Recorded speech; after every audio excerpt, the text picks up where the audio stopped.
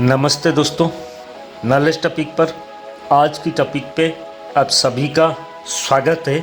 आज के टॉपिक में लेकर आया हूँ आपके लिए इजराइल और हमास के बीच बीते कई दिनों से ये जो लगातार युद्ध हो रहा है, इसके बारे में हम आज चर्चा करेंगे।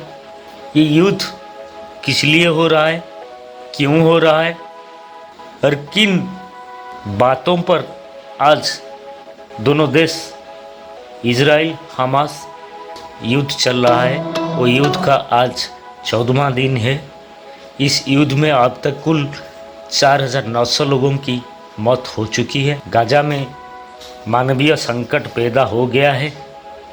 यहाँ लोग को भोजन, पीने के लिए पानी, बिजली तक की कई सुविधाएं नहीं मिल रही है। दोस्तों, 7 अक्टूबर से शुरू हुई इस युद्ध में अब तक लगभग 5,000 से ज़्यादा लोगों की मौत हो चुकी है।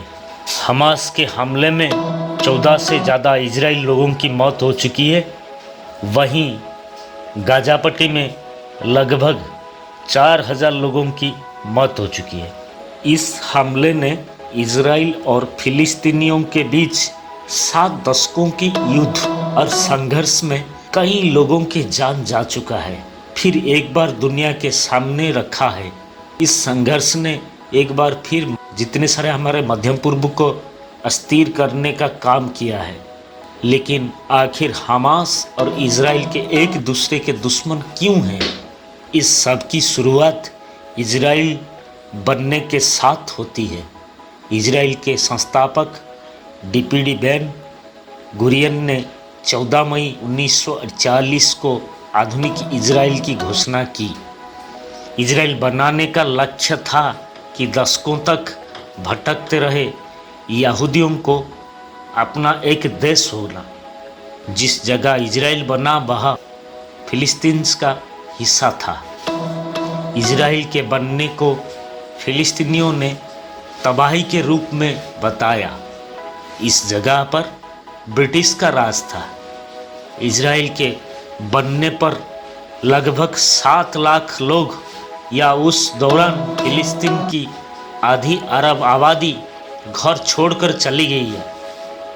उन्हें जबरन निकाला गया था। अभी युद्ध की वजह से हमास के रहने वाले लोग यहाँ से लोग जर्डन, लेबनान और सीरिया के साथ साथ गाजा, वेस्ट बैंक और पूर्वी यरूशलेम पहुँच गए हैं। जब फिलिस्तीन का बंटवारा किया गया था इजराइल बनाने की घोषणा में लगभग 14 मई 1948 के दौरान, अगले ही दिन 5 अरब देशों ने उसके ऊपर हमला कर दिया। 1949 में युद्ध विराम समझौते ने लड़ाई रोक दी, लेकिन कोई औपचारिक शांति नहीं हो सकी। जो अरब आबादी थे वो बच गए। वह आज आबादी में 20% है। इसके बाद साल 1964 में फिलिस्तीन लिबरेशन PLO बनी, जिसका उद्देश्य इजराइल को नक्शे से मिटाना था। उसके नेता उस समय जो थे यासर अराफत ने PLO ने कई हमले और इजराइल किए, लेकिन कामयाबी नहीं मिली। इसके बाद वो जो युद्ध हुआ था, इसके बाद इजराइल ने 1967 में 6 दिन का युद्ध लड़ा और अरब के 5 देशों को एक साथ हरा दिया। ठीक है ना दोस्तों? 1967 में इजराइल ने जो युद्ध छेड़ा था, एक साथ अरब के 5 देशों को हरा दिया था। इसके बाद इजराइल ने वेस्ट बैंक, पूर्वी यरूशलेम और गोलान हाइट्स पर कब्जा कर लिया। साल 1973 में इजराइल और सीरिया ने फिर हमला कर दिया, लेकिन 3 हफ्ते में दोनों सेनाओं को उसने पीछे धकेल दिया।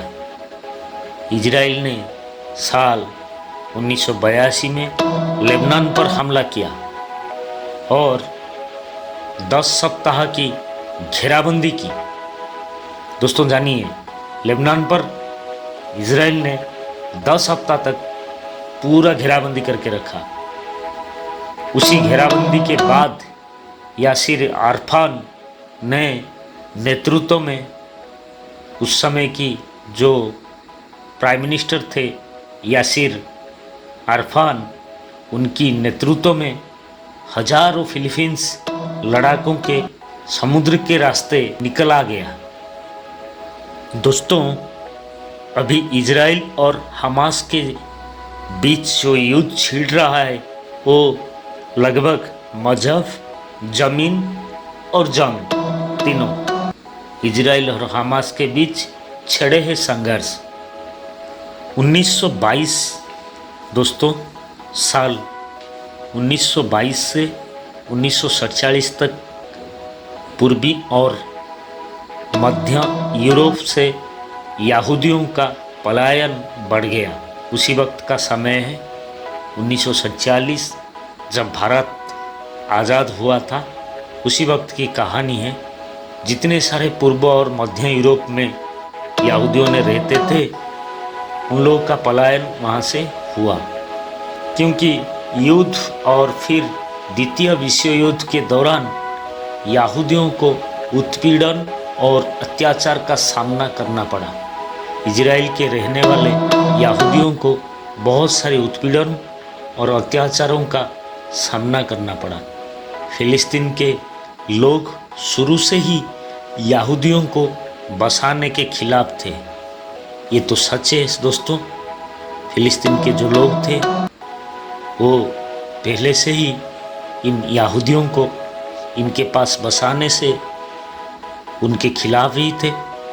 साल 1929 में एक बड़ा नरसंहार में बहुत सारे यहूदियों ने अपनी जान गंवाए थे।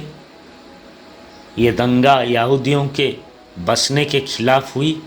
फिलिस्तीन दंगे का एक हिस्सा था।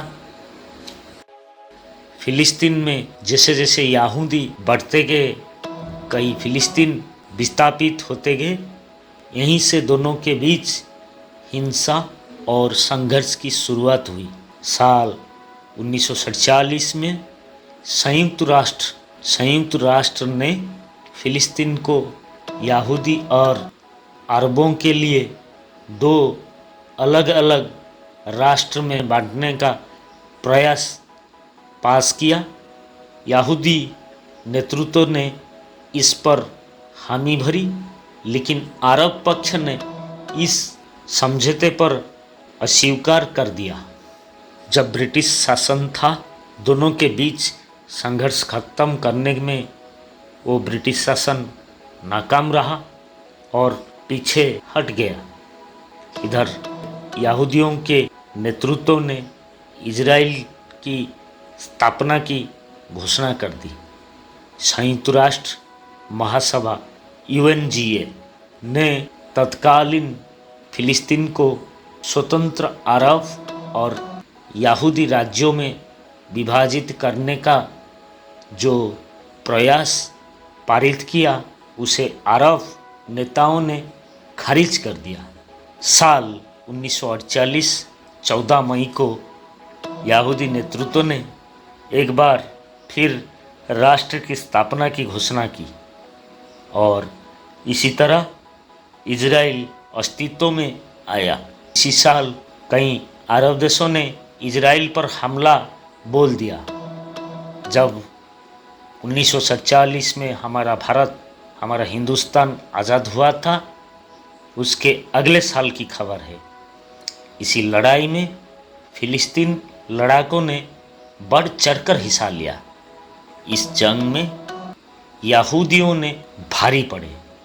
इजरायली सुरक्षा वालों ने लगभग 8 लाख फिलिस्तीनियों को इनकी इलाके से खदेड़ दिया और उन्हें पड़ोसी देशों में शरण लेने का मजबूर होना पड़ा।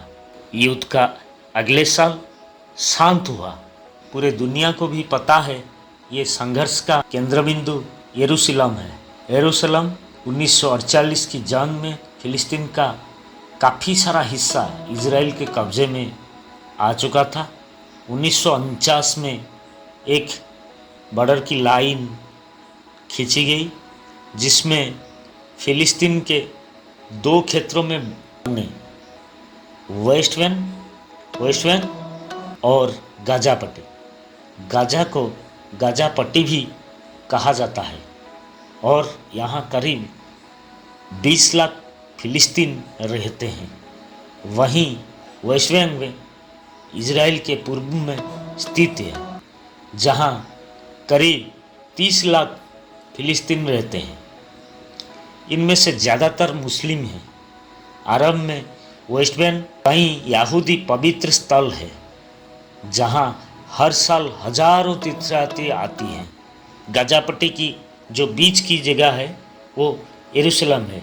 वो तीनों धर्म की मानने वाला तीर्थ स्थल है जिसको लेकर दोनों देशों के बीच शुरू से ही ठनी हुई है। इजराइल, यहूदी और फिलिस्तीन अरब दोनों की पहचान, संस्कृति और इतिहास यरूशलेम से जुड़ी हुई है। दोनों ही इस पर अपना दावा करते हैं। यहाँ के रहने वाले पवित्र तीर्थस्थल अल अक्सा मस्जिद, जिसे यूनेस्को ने विश्व धरोहर घोषित कर रखा है, दोनों के लिए बेहद अहम और पवित्र स्थल है। इस पवित्र स्थल को यहूदी टेम्पल माउंट के नाम पे बताते हैं, जबकि मुसलमानों के लिए ये अल हराम उल शरीफ है। यहाँ मौजूद डन ऑफ द रॉक को यहूदी धर्म में सबसे पवित्र धर्मस्थल कहा गया है, लेकिन इससे पैगंबर मोहम्मद का जुड़ाव होने के कारण मुसलमान भी इसे उतना ही अपना मानते हैं।